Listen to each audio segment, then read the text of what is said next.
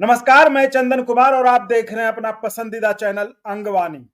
साथियों, जैसा कि हमने आपको बताया था कि एक बहुत बड़ी बैठक ओपीएस पे ओल्ड पेंशन के मसले पर होने वाली है और वो बताने में हमारे साथ थे डॉक्टर मंजीत सिंह पटेल, जो कि national mission for old pension scheme के राष्ट्रीय अध्यक्ष है। आज फिर वो हमारे साथ, आज फिर हमने इन्हें रात पकड़ा। हम आपको बता दें कि अभी रात के 2 बज रहे हैं और हमने इन्हें पकड़ा है क्योंकि हम भी बिजी थे और ये भी कहीं जा रहे थे, मिशन पेंशन मिशन को लेके कहीं जा रहे थे। तो हमने कहा भाई कहीं तो बात तो करनी होगी आज। तो साथियों, जैसा कि हमने ज्वाइन बताया था कि जेसीएम के साथ बैठक होगी प्रधानमंत्री की विदेश से लौटते ही, और उनके लौटते ही ये बैठक हुई। उसके बाद कैबिनेट का फैसला आया कि जो लड़ाई ये लोग लड़ रहे थे ओपीएस के, एनपीएस के बदले ओपीएस चाहिए, इनको मिल गया यूपीएस। तो हम समझते हैं कि ये यूपीएस क्या है, ये यूपीएस फायदे में है कर्मचारियों के लिए या फिर। मंजीत जी, बहुत स्वागत है आपका। थैंक यू चंदन साहब, बहुत बहुत धन्यवाद आपका। तो क्या हम आपको बधाई दें, क्या कहें, यूपीएस मिला है आपको? हाँ, यूपीएस मिला है, नहीं बधाई दें, क्या नहीं करें? नहीं नहीं नहीं, बिल्कुल ये बधाई के लायक नहीं है यूपीएस। ये क्यों? बड़ी ये उल्टा पुल्टा स्कीम है, ऊट पटांग स्कीम है, ये बिल्कुल बधाई देने के लायक नहीं है। और जिसके बारे में तो बहुत मतलब तारीफ हो रही थी कि कैबिनेट की जो ब्रीफिंग थी उसमें तो बहुत बड़े बड़े दावे किए गए, आप इसको उटपटांग कह रहे हैं। देखिए, वो ये कहलवाना चाहते हैं, कर्मचारियों को ऐसे परेशान करना चाहते हैं ताकि कर्मचारी थक हार के ये कह दे कि यूपीएस से तो बढ़िया एनपीएस ही थी। वो इस अच्छा। रास्ते पे ले जाना चाहते हैं। एनपीएस में जहाँ हमें सारा पैसा मिल जाता था, भले ही हम्म। उसमें पेंशन की गारंटी नहीं थी, अब ये पेंशन हम्म। की गारंटी के नाम पर ये सारा पैसा वो हड़पना चाह रहे हैं। इस तरह का कर दिया इन्होंने। तो इस तरह से कोई भी 30, 32, 34 साल की नौकरी के बाद यूपीएस में नहीं जाएगा। यूपीएस बिल्कुल उसके लिए कतई भी किसी भी कीमत पर फायदेमंद नहीं हो सकती। तो ये कहलवाना चाहते हैं कि यूपीएस से तो बढ़िया एनपीएस थी, भले ही हम मांग ओपीएस रहे हैं। तो इनका जो ये स्ट्रेटजी है, ये कर्मचारियों के लिए बिल्कुल भी ठीक नहीं है और मैं इसका पूरी तरीके से इसकी निंदा करता हूँ। कर्मचारी 30, 32, 35 साल तक नौकरी करता है, वो आपसे old age social income security की गारंटी की डिमांड कर रहा है। तो वो आप उसको उसको नजरअंदाज कर रहे हैं लगातार। ऐसे आंदोलन नहीं रुकेगा, ऐसे आंदोलन और ज्यादा भड़केगा। अभी आज जो लोगों तक अभी सूचना पहुंचेगी, अभी कल तक लोग जानेंगे कि यूपीएस है क्या, ये कौन सी बला है। जैसे जैसे उन लोगों को पता चलेगा, तो वैसे वैसे इस मतलब सरकार को उनकी संवेदनाओं का सामना करना पड़ेगा। उनको ये महसूस हो जाएगा कि कर्मचारी जिस समस्या के समाधान के लिए आपसे गुहार लगा रहे हैं, आप उनके ऊपर उनके कटे पे नमक छिड़क रहे हैं। ये उस तरह की बात हो गई चंदन जी। तो डॉक्टर डॉक्टर मंजीत जी, ये बताइए, जैसा कि अभी कहा जा रहा था कि चूंकि अभी जो लोकसभा चुनाव हुआ इसमें सरकार को थोड़ा सा केंद्रीय कर्मचारियों का जो गुस्सा झेलना पड़ा, जिसके कारण जो इस सीटों में कमी आई, ये कहा जा रहा था। और ये भी कहा जा रहा था कि आज जो एक बड़ी मीटिंग है जिसको प्रधानमंत्री खुद उन्होंने बुलाया है कि इस पर एक बड़ा फैसला लिया जाए, कुछ होगा।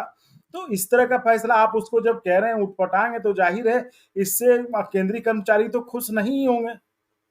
बिल्कुल भी खुश नहीं है। आप ये सोचिए चंदन जी कि कोई आदमी 30, 32, 35 साल तक नौकरी कर रहा है और हम्म। नौकरी करने के बाद आप ये कह रहे हो कि उसका जो 10% पैसा कटा और सरकार ने जो 14% डाला। अभी सरकार हालांकि कह रही है कि 14 से वो 18.5 करेगी अपना कंट्रीब्यूशन। यानी हमारा जी। 10% हर महीने का 30, 32 साल तक का, और सरकार का 18% या 14% जितना भी है, वो सारा जितना एक मुश्त बनेगा रिटायरमेंट पे, वो सारा का सारा पैसा सरकार अब ले लेगी। तो अब ये उसको सारा 30, 32 साल की नौकरी करने के सारा बाद पैसा सारा पैसा सरकार तो ही आपने लेगी। ले लिया। जी जी चंदन जी, आपने कुछ कहा, मैं ये सुन नहीं बड़ा पाया। ये बड़ा ये बड़ा मेरे जैसे एक आम आदमी के लिए समझना बड़ा मुश्किल हो रहा है। तो डॉक्टर साहब, आप ये थोड़ा सा बता दें 4-5 पॉइंट में कि किस आधार पे जी जो जी प्रावधान है इसके यूपीएस को, आप, मुझे उम्मीद है आपने देखा ही होगा, सारे प्रावधान जी आपको जी पता ही जी होगा। तो ये जो 4-5 किस आधार पे आप ये कह रहे हैं कि ये यूपीएस यूनिफाइड पेंशन नहीं, उटपटांग पेंशन स्कीम है, आप ये जिस जी। आधार पे कह रहे हैं वो बता दें ताकि ये एक देखिए आम दर्शक को समझने में भी ये मदद मिले जी। देखिए देखिए, क्या है कि हम्म। इसको हम एनपीएस से समझते हैं। इन्होंने हम्म। एनपीएस को खत्म नहीं किया है। इन्होंने ये कहा अच्छा। है कि एनपीएस एज इट इज चलता रहेगा। इसका मतलब ये कि हमारा 10% कटता रहेगा और सरकार उसमें अपना 14% डालती रहेगी, और 14% की बजाय वो 18.5% डालेगी। तो ये तो अच्छा। क्लियर हो गया इतना। अब क्या करेंगे, वो कर्मचारी जो यूपीएस को ऑप्ट करेगा, ये एक तरीके से ऑप्शनल कर दिया इन्होंने। तो जो अच्छा। भी कर्मचारी यूपीएस को ऑप्ट करेगा, तो उसी कर्मचारी को ये 50% पेंशन देंगे विद डियरनेस अलाउंस, जिसकी नौकरी कम से कम 25 साल की होगी, तब ये अच्छा, गारंटी देंगे जिसकी 50% की। और अच्छा, जिस जिनकी दिन डिग्री वो 25 रिटायर, साल होगी उसी को गारंटी मिलेगी। जी, उसी को 50। गारंटी मिलेगी।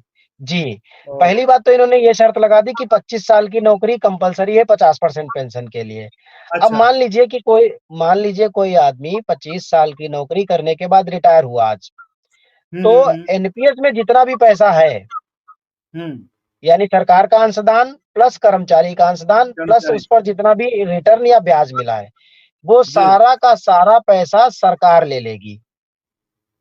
सरकार ले लेगी। और पूरा का पूरा पैसा सरकार ले लेगी।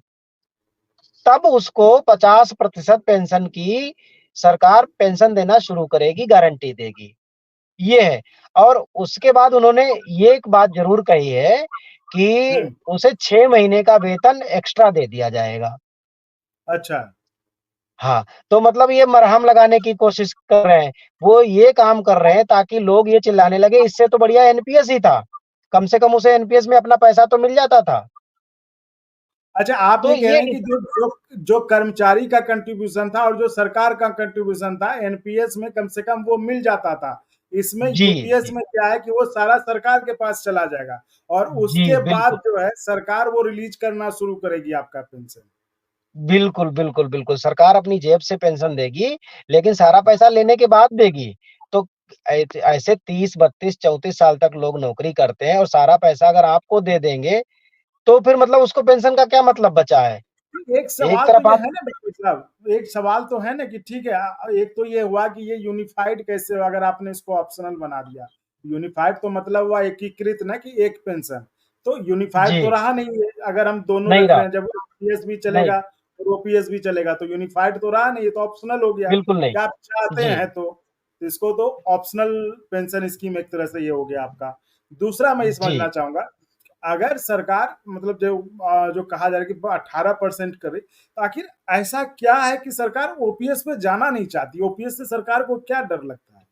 मुझे तो ये समझ में नहीं आ रहा, मैं ये कहूँगा कि शायद वित्त सचिव जी को ठीक से समस्या को, ठीक से एनपीएस को और ठीक से ओपीएस को समझने की ज़रूरत है। जो सरकार ये कह रही थी कि वित्त पे इतना बोझ पड़ेगा, तो वो सरकार 14 से 18% क्यों कर रही है, जब इतना ही बोझ पड़ रहा था? वो करती हम्म ही ना। और जब कर रहे हो उसके बाद भी आप ओपीएस की तरफ मूव नहीं कर रहे हो। इसका मतलब हम्म ये है कि आपकी जो इंटेंशन है, आज आप 18% कर रहे हो, कि इसका मतलब कल आप कम भी कर सकते हो। कल हो सकता है बंद ही कर दो आप। ये इसीलिए आप उस तरफ नहीं बढ़ रहे हो। हमारी सीधी-सी डिमांड है, आप 14 करो, 18 करो, 24 करो, हमें इससे फ़र्क नहीं पड़ता, आप अपना पैसा ले जाओ हम्म हम्म हम्म, रिटायरमेंट हम्म। पे। हमारे कर्मचारी को 20 साल की नौकरी पूरी करने के बाद 50% पेंशन प्लस डियरनेस अलाउंस की गारंटी आप दो। हमारी ये डिमांड है। हमने पहले भी आपको एक बार बताया था कि देखिए, जैसे आज की डेट में अगर किसी के पास 5 करोड़ रुपए हैं हम्म, एनपीएस में, यानी कि सरकार का अंशदान प्लस कर्मचारी का अंशदान मिलाकर के 5 करोड़ इकट्ठा हुआ है, बाकी। तो उसमें 3 हम्म, करोड़ सरकार का है और 2 करोड़ कर्मचारी का है। हम ये ठीक बात है। कह रहे हैं कि आप अपना वाला 3 करोड़ उस दिन ले जाओ अपने पास, हमारा हम्म। वाला 2 करोड़ हमको दे दो और अपना वाला 3 करोड़ अपनी जेब में रखो और हमें ओपीएस के बराबर पेंशन दो, जितनी ओपीएस में बननी चाहिए। आप यूपीएस में हालाँकि वही बात कर रहे हो, भले ही 25 साल में कर रहे हो, हम 20 साल की बात कर रहे हैं। 20 साल की नौकरी के बाद आप हमको वो सुविधा दीजिए। आप अपना पैसा ले जाओ। हम तो आपके पैसे की बचाने की बात कर रहे हैं, फिर आप हमें ओपीएस की तरफ क्यों मूव नहीं करना चाह रहे हो? इसका मतलब आपका इंटेंशन आगे के लिए ठीक नहीं है। आप कल को आज हमें 18% का सब्ज-बाग दिखा करके कल हमारे साथ धोखा करोगे, ये बात हो गई। तो एक बात बताइए, ये जो नियम बनाते हैं, जो भी फाइनेंस सेक्रेटरी हैं, जो भी सरकार के आईएएस अफसर हैं, क्या वो पेंशन के दायरे में नहीं आते?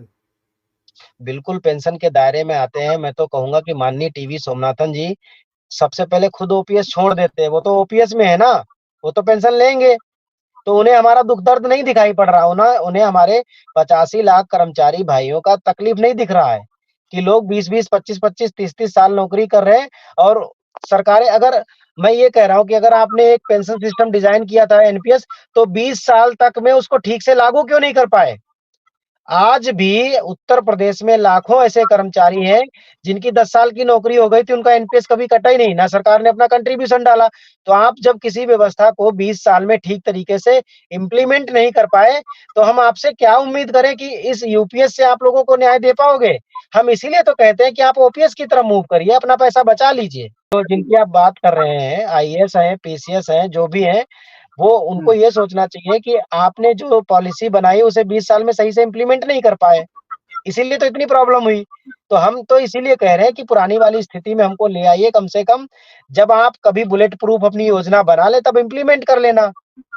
लेकिन जब तक कर्मचारियों का शोषण हो रहा है तब तक कम से कम पुरानी वाली व्यवस्था पर कायम हो जाइए। सभी सरकारें ऐसे करती हैं, स्टैंड बाय मोड पे रखती हैं, कोई अगर नया प्रोजेक्ट लाती हैं, तो कहते हैं कि भाई कुछ हिस्से में चलाएँगे, अगर सफल होगा तो पूरे हिस्से में लागू करेंगे और सफल नहीं होगा तो उनको फिर उसमें पुरानी वाली व्यवस्था में शामिल कर लेते हैं। तो जब 22 दिसंबर 2003 तक वाले लोगों को, लाखों लोगों को आपने पुरानी पेंशन में शामिल कर लिया, तो हम लोगों को भी शामिल कर लीजिए। आप ये कह दीजिए इतने लोग जो नौकरी में कर रहे हैं, जिनके साथ समस्या है, इनको फिलहाल ओपीएस दी जाएगी और 2030 से हम नई पेंशन व्यवस्था या यूनिफाइड पेंशन व्यवस्था लागू करेंगे। आप बुलेट प्रूफ पहले बना लीजिए उसको अच्छे से। आप हमारे साथ प्रैक्टिकल कर रहे हैं, हम मशीन थोड़ी हैं, हम इंसान हैं, हमारी ज़िंदगी और हमारी मौत एक दिन होनी है तय, हमारे बच्चे कल बड़े हो जाएँगे, कल हमारे जो आज हमें ज़रूरत है वो कल नहीं रहेगी, जो कल ज़रूरत होगी वो परसों नहीं होगी, ज़रूरतें बदलती रहती हैं ना चंदन जी। अब डॉक्टर साहब ये बताइए, एक मुझे ये भी नहीं समझ में आता कि जो जो जो जेसीएम जिसके आप कह रहे हैं, जिनके साथ आज बैठक थी, वो जो है कर्मचारी यूनियंस और जो उनके रिप्रेजेंटेटिव्स थे, तो खासकर जैसे आप लोग जो पेंशन की लड़ाई लड़ रहे हैं, जो पेंशन के लिए लड़ाई लड़ रहे हैं, जो जो फोर फ्रंट पे लड़ाई लड़ रहे हैं, तो वहां पे जो कर्मचारी थे, मैं उम्मीद करता हूँ कि पेंशनर पेंशन की जो लड़ाई लड़ रहे हैं वो भी होंगे इस मीटिंग में, क्या वो वहां पे इस तरह की बात नहीं रख पाए मीटिंग में? देखिए, मैं ये कहूँगा सबसे पहले ये देश हम्म। का दुर्भाग्य है और हमारा भी हम्म। ये दुर्भाग्य है कि जो समस्या से पीड़ित हैं, जो लोग हम्म। अफ़ेक्टेड हैं, जो एनपीएस में नौकरी कर रहे हैं, जो लोग इस लड़ाई को लड़ रहे हैं, उन अगुवाकारों को सरकार ने नहीं बुलाया। ठीक है, मतलब उन्होंने जिनको बुलाया लेकिन उसमें कम से कम एक आदमी तो एनपीएस अफ़ेक्टेड होता। एक भी आदमी वो तो देखिए वो एक कहावत है कि जाके पाँव ना फटी बेबाई सो का जाने पीर पराई। तो जिसकी जो समस्या नहीं है, हम्म। जो जिस समस्या से पीड़ित नहीं है, उसका दर्द, उसकी तकलीफ उसको नहीं समझ में आएगा। तो कम से कम हमारा 1 प्रतिनिधि बुलाती सरकार, 2 प्रतिनिधि बुलाती तो हम अपनी बात तो रखते। ऐसे हमें नहीं पता क्या बात हुई, कौन-सी डील हुई, क्या हुआ, कुछ नहीं और यूपीएस आ गया। अच्छा, आप ये कह रहे हैं कि जो पेंशन की लड़ाई लड़ रहे हैं, जो जो एनपीएस में है, उसमें आज वो नहीं थे कोई मीटिंग में? नहीं, नहीं, नहीं, इसमें देखिए जेसीएम को उन्होंने बुलाया। जेसीएम हाँ। भले ही सेंट्रल गवर्नमेंट एम्प्लॉइज़ के रिप्रेजेंटेटिव हैं, ठीक है, वहाँ दिक्कत नहीं है। जेसीएम एक ऐसा उन्होंने प्लेटफ़ॉर्म डिज़ाइन किया है 1968 से, भारत सरकार ने हम्म। बनाया कि सेंट्रल गवर्नमेंट एम्प्लॉइज़ की कोई कॉमन समस्या है, तो उसके लिए हम्म। हर डिपार्टमेंट का रिप्रेजेंटेटिव होता है, जिनमें से 12 सदस्य चुन कर के जाते हैं, जिसे स्टैंडिंग कमेटी कहते हैं। लेकिन मुद्दा तो हम्म। यहाँ एनपीएस अफेक्शन का है ना, एनपीएस अफेक्टेड पार्टी का है, बाकी लोगों का नहीं है। तो एनपीएस अफेक्टेड हाँ। जो पार्टी है उनके प्रतिनिधि उनसे तो आप राय-मशवरा लोगे ना, क्यों नहीं कर रही भारत सरकार? उन्हें बिल्कुल, क्यों नहीं जो बुला जो रही? अफेक्टेड जो अफेक्टेड है, जो उनसे उनकी लड़ाई लड़ रहे हैं, कम से उनकी तरफ से तो एक रिप्रेजेंटेटिव होना चाहिए था कि हाँ भाई ये लोग, क्योंकि वो अपनी बात बेहतर ढंग से रख पाएंगे जिस चीज से वो संघर्ष कर रहे हैं। तो अब मंजीत जी, आपने बहुत बढ़िया से बताया कि ये यूपीएस बहुत सारी बातें अब सामने निकल के आएंगी और आगे दिनों में। एक चीज बताकर, हम एक लाइन में ले मैन की तरह समझें, अगर ओपीएस में ऐसा क्या है जिसके लिए आप लोग लड़ाई कर रहे हैं कि हमको ओपीएस दे दो, हमको कुछ नहीं चाहिए, ना एनपीएस चाहिए ना यूपीएस चाहिए? एक जो एक आदमी एक लाइन में समझ जाए वो थोड़ा समझाए, और ऐसा क्या है जिसको लगे कि सरकार उस पर नहीं आना चाहती, वो नहीं मान रही है और आप कह रहे हैं कि ओपीएस दे दो? देखिए, मैं ये कहूँगा कि ओपीएस में 2 खूबसूरती हैं। हाँ पहली जी, ये वो है बता। कि हम्म। पहली ये है कि अगर आप 20 साल की नौकरी पूरी कर लेते हैं, तो कभी भी अच्छा। वॉलंटरी रिटायरमेंट ले सकते हैं। आप अपने ओके। घर जा सकते हैं और आप पेंशन के लिए 50% पेंशन के लिए पात्र हो जाते हैं। पेंशन ऐसी होती है जो इंडेक्सेशन के साथ नहीं हुई होती, यानी इस इंडेक्स होती है, उसमें महँगाई भत्ता रहता है, जब भी पे कमीशन आता है, तो वो उसपे लागू होता है, इसलिए आदमी जब तक ज़िंदा रहता है, उसको एक व्यवहार में एक ऐसी पेंशन मिलती है, जिससे उसकी गुज़र-बसर हो जाती है, एक स्वाभिमानपूर्ण ज़िंदगी वो जी लेता है। दूसरी बात ये है कि ओपीएस में किसी भी जी। कर्मचारी को कोई भी कंट्रीब्यूशन नहीं देना पड़ता था। अच्छा। वो शेयर मार्केट के बिल्कुल चंगुल से आज़ाद था, उसका शेयर मार्केट से कोई लेना-देना नहीं था। ना ही वो किसी अच्छा। कंपनी के चक्कर लगाता था। पूरी ज़िम्मेदारी सरकार के ऊपर रहती थी। जब भी वो रिटायर होता था, चाहे वो वॉलंटरी रिटायर हो जाता, चाहे 56 जैसे रिटायर हो जाता, चाहे सुपरएनुएशन पर रिटायर हो जाता। रिटायरमेंट के बाद सारी ज़िम्मेदारी सरकार की होती थी। तो ये 2 फ़ायदे मेन फ़ायदे थे। अब उसको हम्म। एनपीएस में ख़त्म कर दिया गया। यही कर्मचारियों की दिक्कत है। खत्म करके मतलब कहा गया कि एनपीएस जो है सबके लिए होगा, और अब जाके जो है वही कहा जा रहा है कि यूपीएस सबके लिए तो होगा। अब ये जो उस चीज़ को ख़त्म करके इन्होंने एनपीएस डिज़ाइन किया और कहा कि एनपीएस पूरे देश के कर्मचारियों के लिए लेकर के आएँगे, क्योंकि ये नेशनल हम्म। पेंशन सिस्टम होगा और अब जीपीएफ, सीपीएफ, ईपीएफ सारी पेंशन व्यवस्था ख़त्म हो जाएगी। लेकिन 20 साल हो गए, आज अभी भी जीपीएफ भी चल रहा है, सीपीएफ भी चल रहा है और एम्प्लॉयी पेंशन फंड ईपीएफ भी चल रहा है। तो तीनों पेंशन सिस्टम अभी भी मौजूद हैं। तो ये ख़त्म तो कुछ कर ही नहीं पाए। तो मेरा कहने का मतलब है कि जब 20 साल में आप किसी पॉलिसी को सही तरीके से डिज़ाइन नहीं कर पाए, तो यूनिफाइड पेंशन सिस्टम लाने का कोई तुक नहीं है। आप आप पहले स्टैंड बाय मोड पे चलिए ओपीएस की तरफ। ओपीएस दीजिए लोगों को और जब आपका बुलेट प्रूफ प्रोजेक्ट बन जाए, तब आप 2030 से पहले नई पेंशन योजना लॉन्च कीजिएगा। उसका नाम चाहे यूपीएस रखिएगा और चाहे मोदी पेंशन स्कीम रख दीजिएगा, उससे हमें फिर फ़र्क नहीं पड़ता। लेकिन अभी कर्मचारी शोषित हो रहे हैं, रिटायर होने वाले हैं, 15-15, 20-20 साल की नौकरी कर चुके हैं, उनके लिए अन्याय का रास्ता मत खोलिए। तो ये थी हमारी खास बातचीत जो सरकार ने घोषणा किया है यूपीएस का, कि यूपीएस में आखिर ऐसे क्या प्रावधान है जिसको कि लेकर सरकारी कर्मचारियों का यूनियन और जो पेंशन के लिए लड़ाई लड़ रहे हैं वो लोग खुद नाखुश हैं। वो कह रहे हैं कि ये नहीं चलेगा, यूनिफाइड नहीं, ये उटपटांग पेंशन सिस्टम है, जिसको कि हमें समझाया डॉक्टर मंजीत सिंह पटेल ने, national mission for old pension scheme के राष्ट्रीय अध्यक्ष हैं। उन्होंने बताया। जो डॉक्टर साहब अभी चूंकि आप लग रहा है कहीं आप ट्रेवल कर रहे हैं, गाड़ी में हैं, तो जी। कोई नहीं, हम आपसे फिर जुड़ेंगे और आपसे समझने की कोशिश करेंगे कि आखिर ये ओपीएस और एनपीएस को लेकर इतना डिटेल विस्तार में आपसे बात करेंगे और समझेंगे, ताकि आम लोग भी, सरकारी कर्मचारी तो समझते ही हैं, लेकिन आम जी। लोग भी समझ पाए, चूंकि इसमें अब लोगों की रुचि इतनी हो गई है, तो आम लोग भी समझ पाए कि आखिर क्या उसमें, क्या उनके फाइनल टेक्निकल पॉइंट्स है जिसको कि लेकर जिच है। और ये बहुत बहुत धन्यवाद। तो व्यूअर्स, आप इसी तरह चैनल को thank you like Chandan share. साहब। हम लोगों की आवाज़ उठाने के लिए हम भी आपका हृदय से आभार व्यक्त करते हैं कि आप हम लोगों की बात को जन-जन तक, जनमानस तक पहुँचाते हैं। Thank you so much. नहीं नहीं मंजीत साहब, अगर पत्रकारिता ही वही हो, अगर लोगों की आवाज ना उठा पाए, लोगों के दुख दर्द में अगर उनको आवाज ना दे पाए, साथ ना दे पाए, तो फिर काहे को पत्रकारिता। तो इसलिए हम चंदन लोग भी साहब, अपनी इस युग में जिम्मेदारी से। पत्रकारिता भी कई तरह की हो गई है। पत्रकारिता भी कई तरह की हो गई। जैसे पहले रजवाड़ों के लिए लेखक, दरबारी लेखक हुआ करते थे, ऐसे पत्रकारिता भी कुछ-कुछ उस तरफ तमाम पत्रकारिता चली गई है।